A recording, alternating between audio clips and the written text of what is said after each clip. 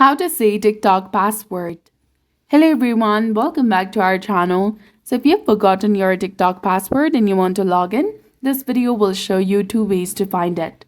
First of all, we'll use the passwords on your phone.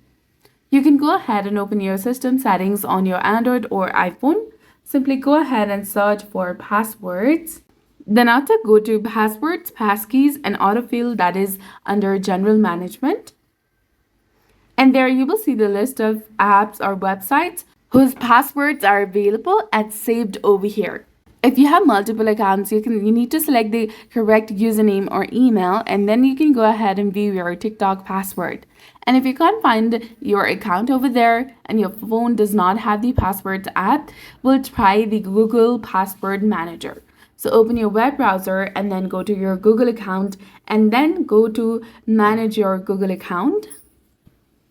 Once you're in the page, go to Security tab, that is between data and privacy and people sharing. Scroll all the way down and there you will see the option of Password Manager and then tap on Manage Passwords. You will see the list of options or the websites or app whose password has been saved.